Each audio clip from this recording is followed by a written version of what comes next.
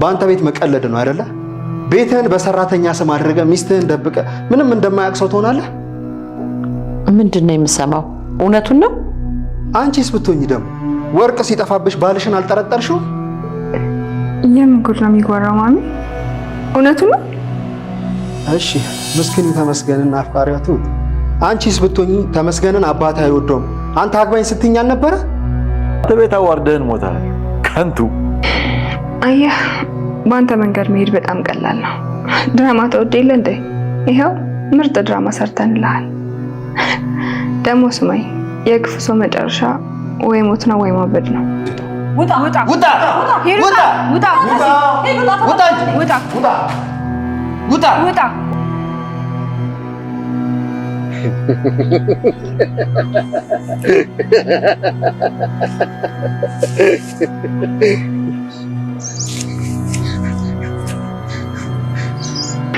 እድል ምርጫዋን ትኑር።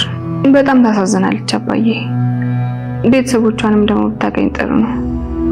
ቆይ ግን ማሚ ስለ ቤተሰቦቿ ምንም አታውቅም? ምህረቴ የእድልን አክስት አግኝታት ነበር። ምን? እና የት እንዳለች ታውቃለች? አታውቅም። እድልን ይወስዱብኛል ብላ አድራሻዋን ሳትቀበላት ቀረች። ወይ አባዬ፣ እንዴ ማሚ ግን ልክ አላደረገችም። እድል እኮ ቤተሰቦቿን የማወቅ መብት አላት። አባዬ እያጽናናኸኝ ነው? እኔ የተናገርኩት ነገር እኮ ነው ያጣላችሁ። ዛሬስ ብቸኝነት ተሰማኝ። ከባድ ችግር እንኳን ቢደርስብኝ የምሄድበት ቦታ የለም። እኔ ጋር ነኝ እንኳን የሚለኝ ዘመድ የለኝም። ሚስቴ ሌላ የሚያምርባት ነገር አገኘ። ምንድነው? ቅናት። አልቀን ነው። ቀንተሻል። አልቀን ነው ማልኩ።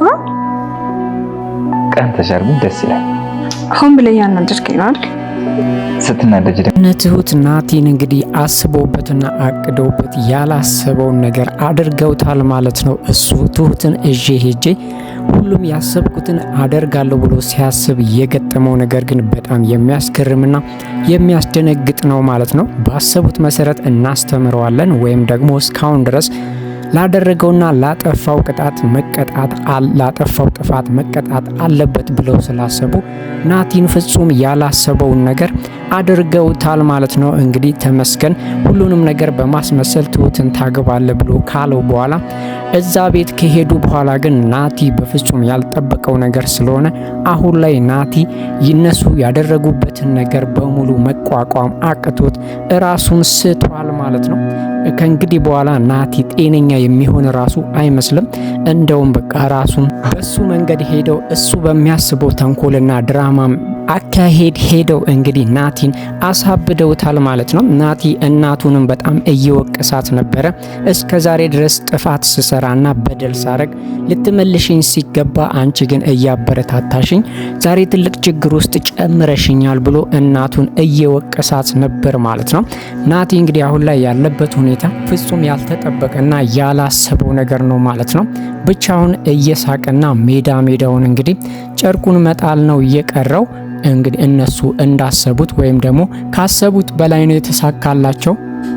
ናቲ ብዙ ጊዜ እነሱን ለመጉዳት ቢያስብም ግን ደግሞ አንድም ቀን አልተሳካለትም። ይሄ ነገር እነሱን በጣም ስለመረራቸውና ስላሰለቻቸው እሱ በሚያስበው ተንኮልም አስተሳሰብ አስበው ጉድ አድርገውታል ማለት ነው። ናቲ ከእንግዲህ በኋላ እነሱን የሚያስጨንቃቸውም ወይም ደግሞ እነሱ አጠገብ ድርሽ የሚል አይመስልም ማለት ነው። ምናልባትም እንግዲህ ጤነኛ ሆኖ ከተገኘ ማለት ነው። ማሚም እስካሁን ድረስ እድል ላይ ያደረገችው ነገር በጣም ቆጭቷታል፣ እያንገበገባትና ሁሌም እየቆጫት ነው ያለው። እንግዲህ ሚስጥሩን ማንም እንዲሰማባት አልፈለገችም ነበር። ለአባዬ ብቻ ነበር እየነገረችው። አባዬ ደግሞ እንደ ድንገት ለትሁት ሲነግራት ሰምታ በጣም ተበሳይታለች። ሆድም ብሷታል። የምትሄድበት ዘመድ ወገን ወይም የምትሸሸግበትም ሰው እንደሌለ ዛሬ ላይ በደንብ ነው የታወቃት ማለት ነው። እንግዲህ ሁሉም ምን ሆነሻል እያሉ ሲጠይቋት የሰራችው ስራ ጸጽቷት እንግዲህ ቤቱን ጥላ ሄዳ እድልን አግኝታታለች ማለት ነው። እድልም እናቷን በጣም ስለናፈቀች መታ ተገናኝተው ግን የተፈጠረውን ነገር በግልጽ ባትነግራትም ማሚ ግን አሁን ላይ በጣም አዝናለች ማለት ነው። እድል ቤተሰቦቿን የማወቅ ትልቅ መብት እንዳላት ብታቅም ግን ደግሞ ያኔ ከሷ ውጪ ማንም ስለሌለ ከጎኗ ይወስዱብኛል ብላ ስላሰበች የእድልን አክስት አድራሻ መውሰድ ሲኖርባት እሷ ግን አድራሻዋን አልተቀበለችም ማለት ነው። በዛ ላይ ደግሞ የእድል አክስትም እድል በህይወት እንዳለች እንዲታወቅ አልፈለገችም። በዚህ ምክንያት እንግዲህ ማሚ ከዚህ በፊት እድል ላይ ያደረገችው ነገር ሁሌ እየቆጫትና እያበሳጫት ነው ያለው። በዛ ላይ ደግሞ አሁን የሰራችውን ነገር ሁሉም ሰው እየሰማ ስለሆነ በስራዋ አፍራለች ማለት ነው።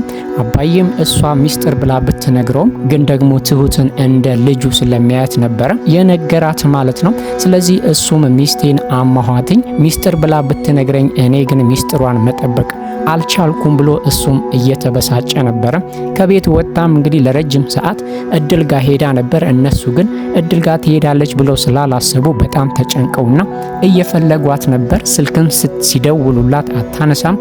በስተመጨረሻም እንግዲህ እድል ማሚ ጋር አንድ ችግር እንዳለው ወይም ደግሞ ከአባዬ ጋር ተጣልታ እንደሆነ እድል ስለተረዳች ከፍቷትም ፊቷ በጣም አዝኖና ተክዛ ስላየቻት አንድ የተፈጠረ ነገር እንዳለ ገብቷታል እድል ማለት ነው። በዛ ላይ እዛው ቁጭ ብላ ስልክ ሲደውልላት አታነሳም። በስተመጨረሻ እንግዲህ እድል በራሷ ፍቃድ ተመስገን ጋር ደውላ እሷ ጋር እንደሆነች ተናግራ አረጋግታቸዋለች ማለት ነው።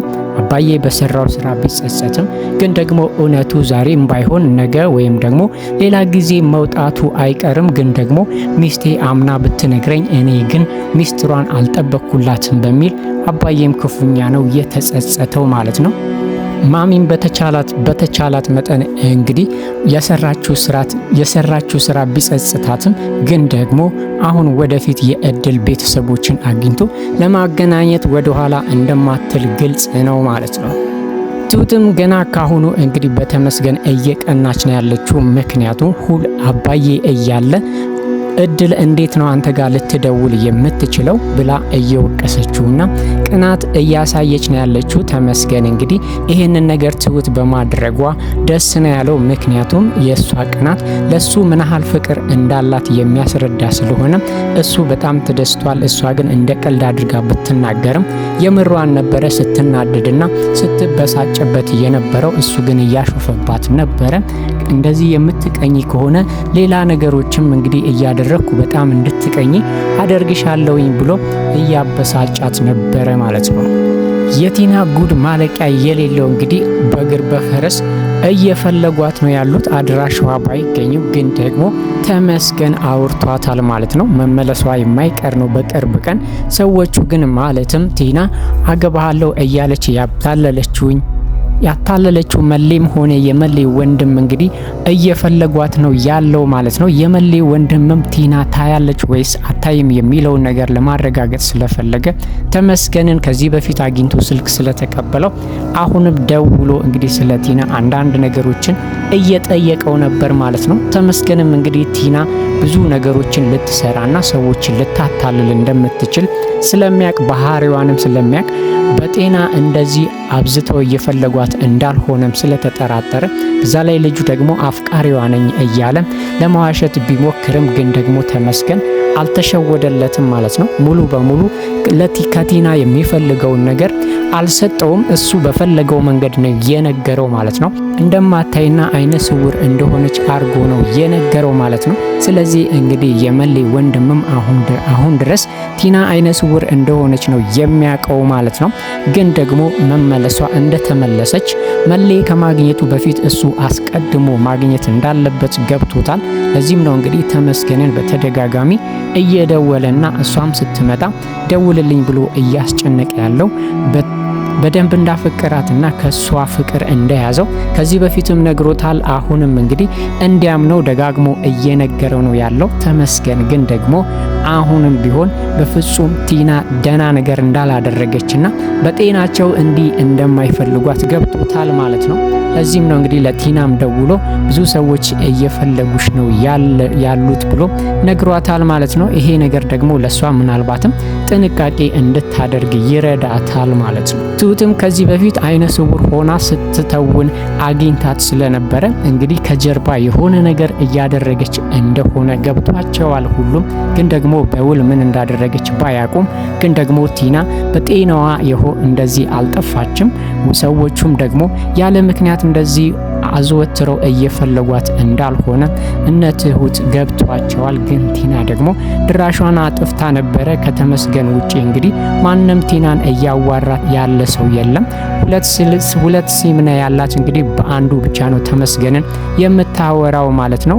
ለሌሎቹ የሰጠችው ስልክ ስለማይሰራ እሷን በፍጹም ሊያገኟትና ሊያዋሯት አልቻሉም ማለት ነው። ትሁት ያልጠበቀችውና ያላሰበችው ነገር ተከስቷል። ምክንያቱም ተመስገን እንግዲህ እድል ስትደውልለት ራሱ በጣም እየቀናች ነበረ።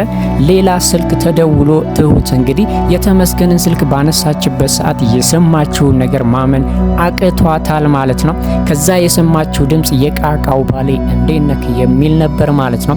ትሁት እንግዲህ ተመስገንን ክፉኛ ልትጠረጥረውና ምናልባትም እንግዲህ ከጀርባው የተደበቀ ነገር ሊኖር ይችላል ብላ ልታስብ ትችላለች። እሱም እየቀለደ ነበረ።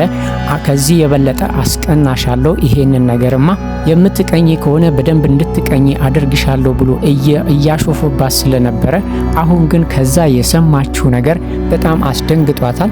ተመስገንም እንግዲህ ከስልኩ ውስጥ መጥፎ ነገር ጥሩ ነገር እንዳልሰማች ከፊቷ ድንጋጤ ተረድቷል ማለት ነው። እሱም ቆሞ አይኗን እያያትና ምን እንደተፈጠረ ለመጠየቅ ራሱ እድሉን ባያገኝም የትሁት ድንጋጤና ከስልኩ ውስጥ የሰማችው ድምጽ እንግዲህ ትሁትን በጣም ነው ያስከፋት ማለት ነው።